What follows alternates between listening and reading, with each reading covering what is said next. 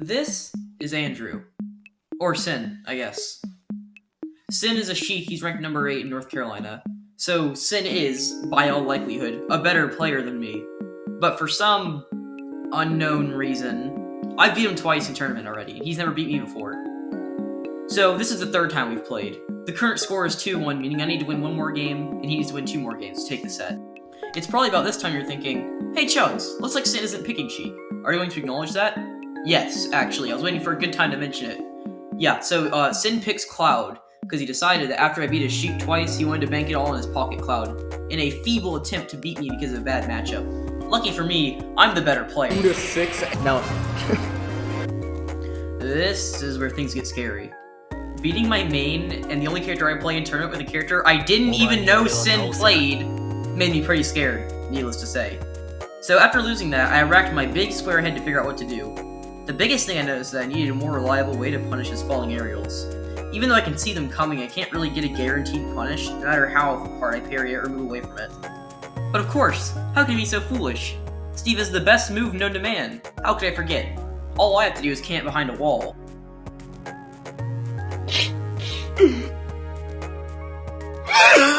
Okay, think.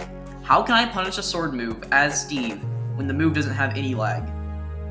Usually against characters with big swords like Sephiroth or Ike, I can focus my plan on getting close to them and punishing them with my pressure. Since their tools aren't really good enough to get me off of them consistently, I can get good punishes just off of a few small reads. But I can't do that when this exists. So I turn my mortal enemy. What could perhaps be the bane of my existence? Steve Grab. Oh, Chugs, why do you hate Steve Grab? Why wouldn't I hate Steve Grab? A ridiculously slow grab that doesn't even work sometimes. Oh my god, it's so useless and dumb, and it makes Steve a worse character than if he didn't have one at all. Okay, we're not here to complain, we're here to improve, I guess. Grab's biggest problem here is that Cloud can just double jump over it and get big damage if I miss. It's a lot harder for me to grab him than for him to punish my grab. Especially when he knows it's coming. There's also nothing stopping him from just jumping away. If he thinks I'm gonna grab, I can't really punish it. Wait, if Cloud jumps over the grab, he can hit me. But what if he can't jump onto me? Eureka! I don't know how I didn't think of this sooner. But yeah, if you just grab under a platform about this far away, Cloud can't jump in on me because the platform stops him. Well, did it work? Well...